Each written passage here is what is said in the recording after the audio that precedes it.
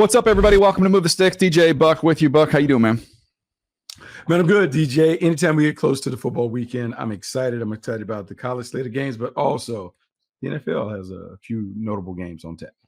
Yeah, we'll get to some of those games here in a minute, but today I wanted to look ahead. We saw some trades go down this week.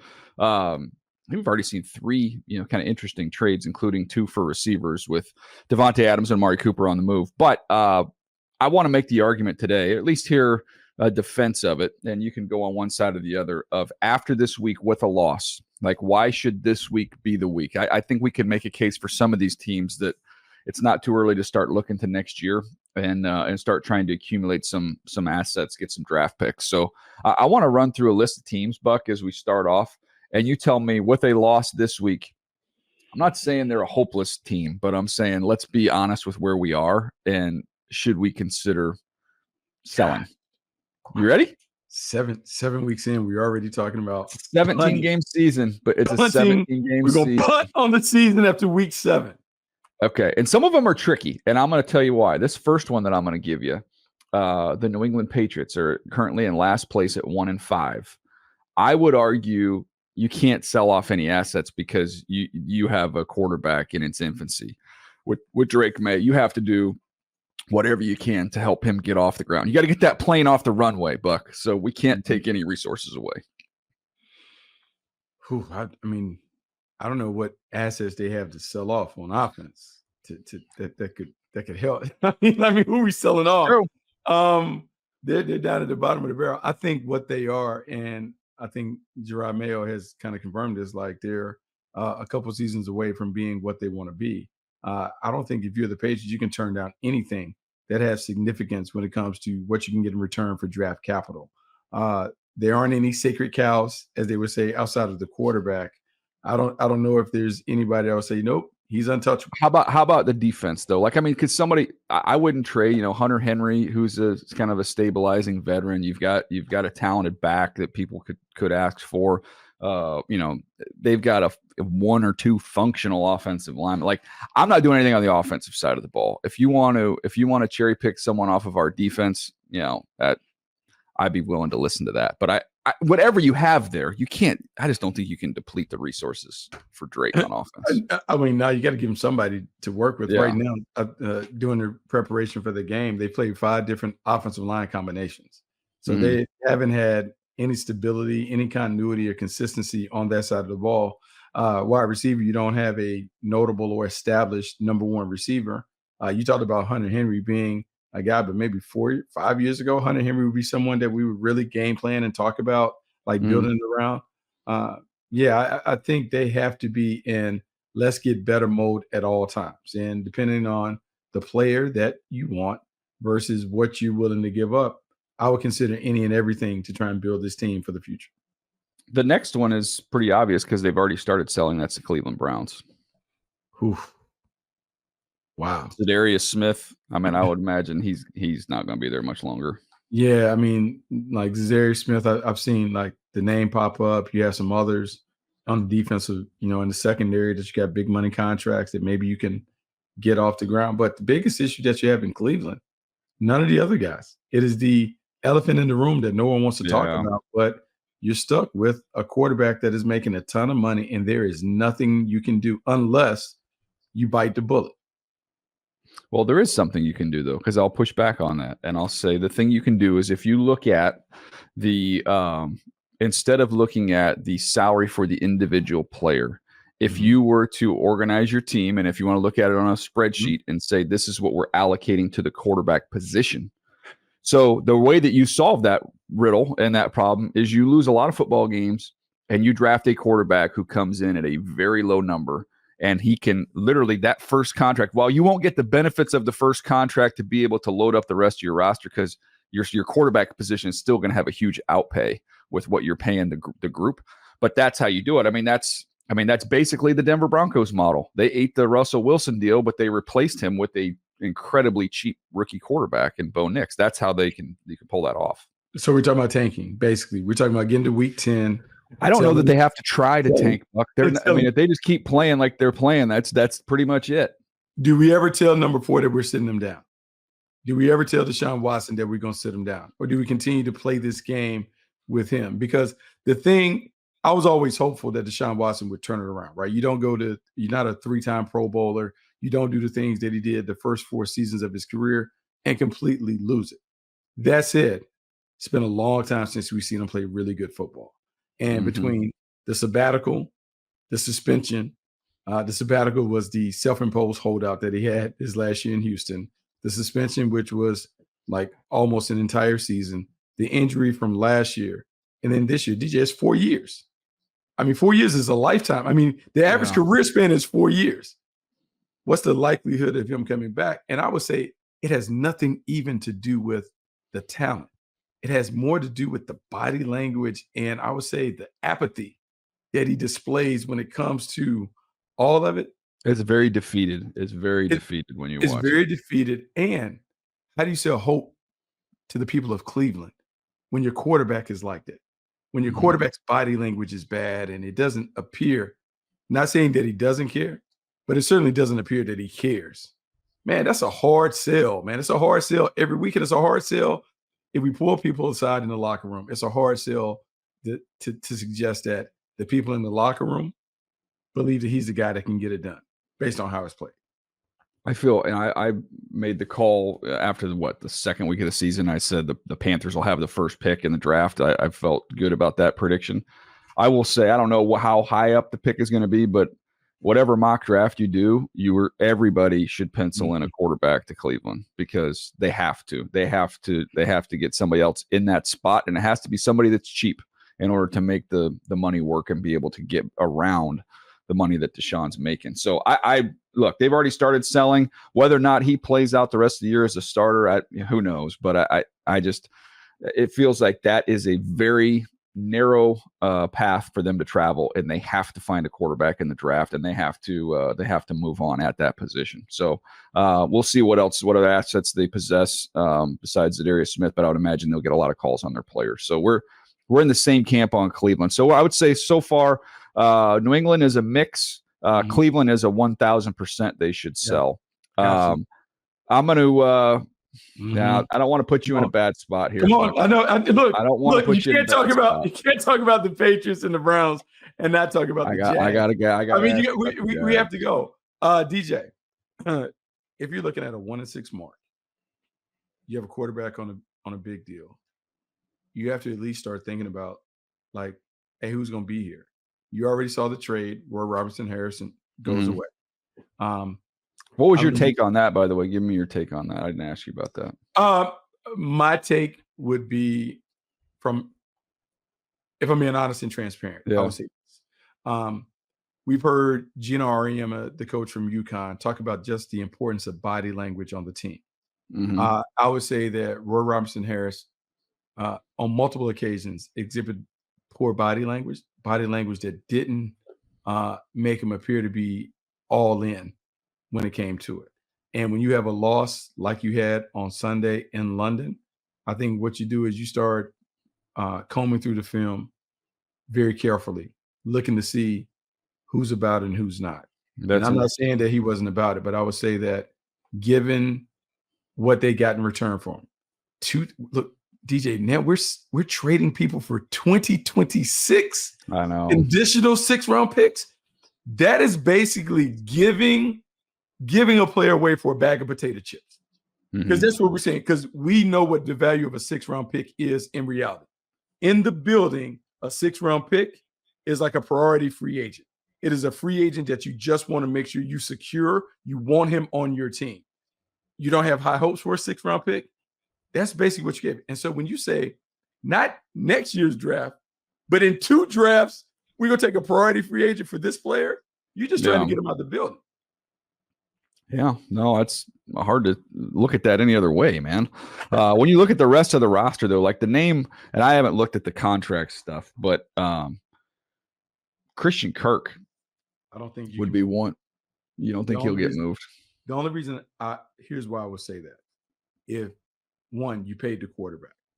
And when you pay the quarterback, you got to be careful moving the furniture around the quarterback. I would say Christian Kirk and Trevor Lawrence are in lockstep. Christian Kirk is like they would tell you that their offense, the best players work inside out. So Evan Ingram and Christian Kirk. So I don't think he is movable. I would say the one that would appear to have some vulnerability would be the guy that you just signed in free agency, Gabe Davis. $13 million, what you're getting from him is certainly not the return on investment that you want. So if I had to remove a wide receiver, if we're saying like a fire sale, I would opt for Gabe Davis over Christian Kirk, just based on the connection and the relationship between the quarterback and the top receiver. Interesting. What about on the defensive side of the ball, Buck? How has Devin Lloyd played this year, and B, would that be a movable one? Because when I'm watching the tape, it looks like he's got some blood on his hands in the past game, but you're seeing him each and every week, so that would be my question. I would agree with your observation, and I would say that it's a mix of him and it's a mix of them. Devin Lloyd has not been asked to do what he did at the University of Utah. He's played out of position since he stepped onto the field in Jacksonville, and he would be better in a different defense. I would say his responsibilities or the things that have shown up for him, one, he gained a lot of weight. They wanted him to gain weight to play Mike linebacker. It's not his natural position, and with the weight gain, he can't cover. He can't do the liability and coverage. Two, he has shown inconsistent effort when it comes to playing. He doesn't look like he's really engaged or whatever. He would certainly be one that is a prime candidate to potentially be moved. If we're talking about performance, he's one that you would have to consider, because you're not getting the return on the investment that you want from a first round pick. Yep, that makes sense. We'll see what happens there with the Jags. I think we're both on the same page there that they should be answering the phone if they get some calls on these dudes. Let's go. Last team, again, we don't need to spend long here because the Raiders have already have sold off a pretty big piece here in Devontae Adams. The record's not terrible. I mean, they're 2-4, but I still think they don't have their quarterback of the future, and continuing to collect assets for the upcoming draft is probably not a bad way to go. No, it's not a bad way to go, and they need to acknowledge the fact that, hey, man, we messed up, but we probably should have taken a quarterback in the draft. If one was either close enough for us to get, we probably should have made that move. Gardner Minshew, Aiden O'Connell, AOC, neither one of them appear to have long-term futures in terms of being able to take this team to the next level. So you definitely are in the mood to look for another quarterback. Look, I'm gonna say this: like, you got to find some other playmakers and people that can impact you. Didn't do the deal with Josh Jacobs for whatever reason over the last 2 years. Now you have Zamir White. You don't have the playmaker that you need to have in the backfield to build the team the way that Antonio Pierce talks about building the team. And then defensively, they have some intriguing players. I would say this: the number one pick from two years ago, Tyree Wilson, hasn't been what anyone would have wanted him to be. And when you take a project as opposed to a proven productive player, sometimes you can get that.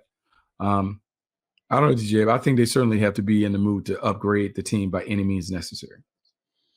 Yeah. I don't see how you wouldn't come to that conclusion there. That's the AFC side there with teams we think should be selling. Let's pause, take a quick break. We come back. We'll get into these NFC teams, and should they, with a loss, we'll assume that if they catch a loss this week, should they sell? We'll get into that right after this. All right, Buck. The New York Giants, I'm going to say no on that one. Obviously, there's still pressure on that group to win right now. They've been competitive. Neighbors not being in the lineup the last couple of weeks hurts. Getting him back, hopefully, this upcoming week, that changes their offense a little bit. They're 2-4. But it's a division where you've got Washington at 4-2, Philly at 3-2, Cowboys at 3-3. But it doesn't feel like that's a total lost cause at this point in time. If I am the New York Giants and I'm Brian Daboll, I am fighting like the Dickens to make sure we don't get into the auction mode. Yeah. Look at that division. That division is there to be stolen. And I don't think you have to be a great team to steal it. To me, the best team in the division are Washington Commanders. Cowboys and meh. The Philadelphia Eagles can't get right. Some of that is due to the head coach and some of the immaturity that he displays as a leader. If I'm Brian Daboll, I'm standing in front of the team every day and saying, guys, we can get this done. If we can just get on the right page and find a way to be consistent on offense and continue to play hard on defense, we can be right there in the end. I am not selling off. I'm still selling hope and opportunity to this team. As a team, though, just lost their left tackle for the year in Andrew Thomas. That was brutal. That's a big, steep drop off for them at that position. So it's going to be a challenge for them to make their way into the playoffs. But I still think where this team is in their window and kind of in their growth and development, I don't think they can be a seller at this point in time. All right, let's keep it scooting here. There's nobody in the NFC North. Everybody's got 4 wins. With the Vikings with 5 wins, so nobody's selling there. Carolina Panthers, Buck, 1-5 there in the NFC South. I don't know what do you have?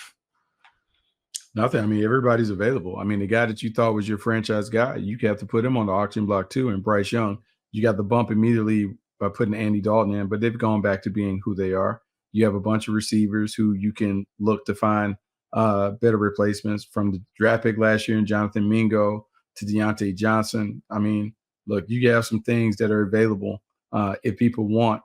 I mean, I don't know. When you're 1-5 and you're playing the way the Carolina Panthers have played, look, man, you look under every rock for a player. And if you can get some draft picks that will give you more lottery tickets, then you take them.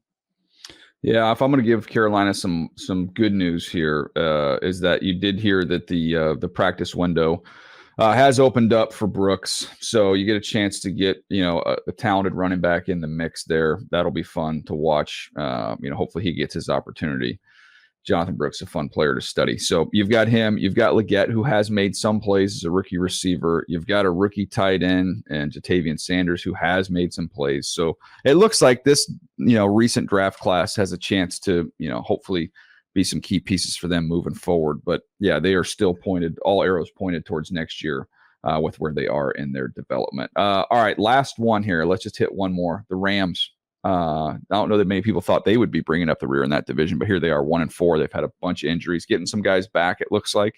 But is it, they reeled off a bunch of wins at the end of the year last year. What do you think? Yeah, I think I stand pat and hold firm. One, the Rams kind of fooled us last year, because last year should have been part of their rebuilding year, but they outperformed, I would say, the roster that they had. This year may be what last year probably should have been, recalibrating the squad, getting it right, putting it together. I'm not changing. I'm not deviating from the formula. I like the team that I've had because injuries have really robbed us. I continue to stay on the same path if I'm Sean McVay and Les Snead. Yeah, I kind of feel the same way. I don't know. It may be in the offseason after this year, Matthew Stafford decides he wants to keep playing. Maybe that's your pivot moment. Maybe that's when you say, okay, we'll shoot Matthew Stafford out, get some resources, and then try this new wave. They got some good young players, but continue to add to that. That's going to be their decision. But I think that's an offseason decision. Yeah, that's an offseason to think. But did you hear about Brandon Fisk and how he's been working, showing up at 5 a.m., last one out at 7 p.m.? No. Just doing all the other things. You talk about the culture of that. I think it's fascinating to hear that. The other fascinating part, it's not a division. We kind of went past the NFC East. But the way they talk about Jaden Daniels and the way that he has been working and how he has earned the respect of his teammates, not through his talent, but just his punctuality, his attention to detail, and the things that, look, man, we had Jack Marucci on and was talking about the VR stuff, but just how he has worked. He's continued to take that, DJ. And I'm loving those things that I'm hearing from the young players and how dedicated they are to the craft. Yeah, no, that's great, man. I love hearing that. Guys that are all in, dialed in, and both those guys had high marks for their work ethic coming into the draft. So that shouldn't be too much of a surprise that that's the information that's coming out of there.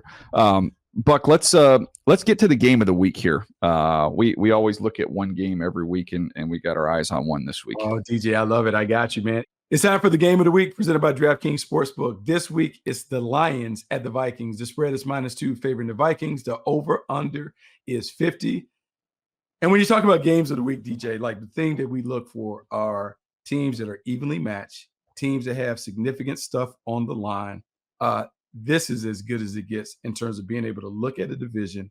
The Minnesota Vikings, who might be a bit of a surprise at the top of the division, the Detroit Lions, who we expected to be there. We had the rankings early. We talked about the Vikings maybe having the widest championship window of any team in the league.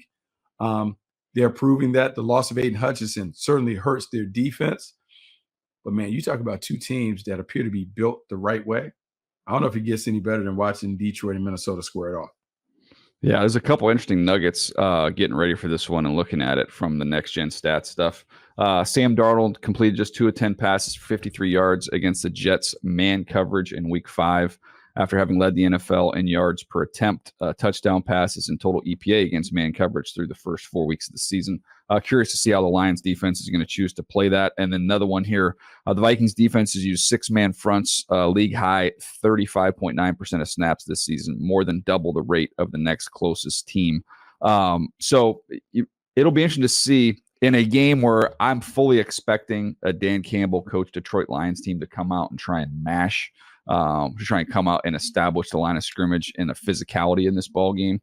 The Vikings have ways to combat that, not just one-on-one defeat and blocks, but just with sheer numbers. And you can confuse people, you can shoot gaps and try and play. They have to use their quickness and play on the other side of the line of scrimmage against a big, mauling, physical offensive line. It's interesting in looking at the Minnesota Vikings and studying their defense the last couple of weeks. You're right.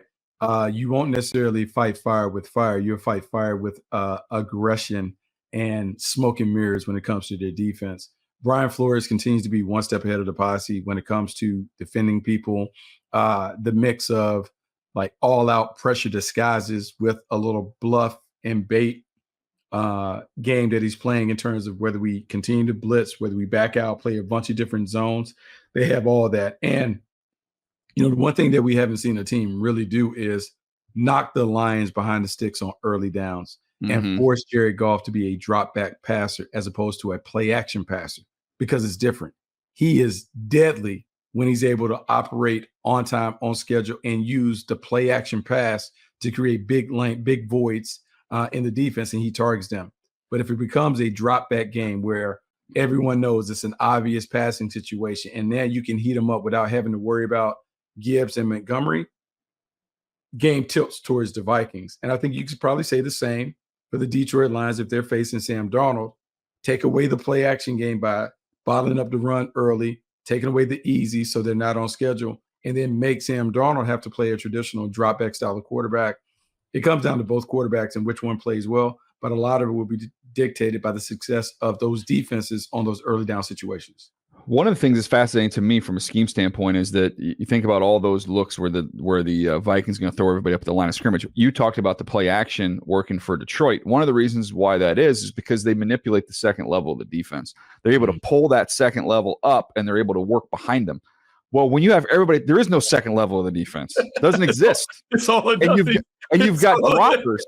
So you've got droppers that are predetermined that they're going to drop. So in some ways, I think it's a good way. It's a good scheme to have against a team like this, because your droppers, knowing they've got to get out of there, they're not going to be caught coming back up. They're going to be bailing and getting out of there. So I think you might have a little more, a defined look there, as opposed to them being able to manipulate you. You know what I'm saying? Yeah. So what they do and what the Vikings do is they dictate the terms to you. They shrink your playbook by putting everybody up there. And DJ, like up here, like there's a high school team who used to do a team called Valencia, which is where God, you remember Manny White that played for the Washington team? Yeah. He played up there. There've been some other guys that have come out of there. I think Tristan Manny White go to Arizona State, right? UCLA.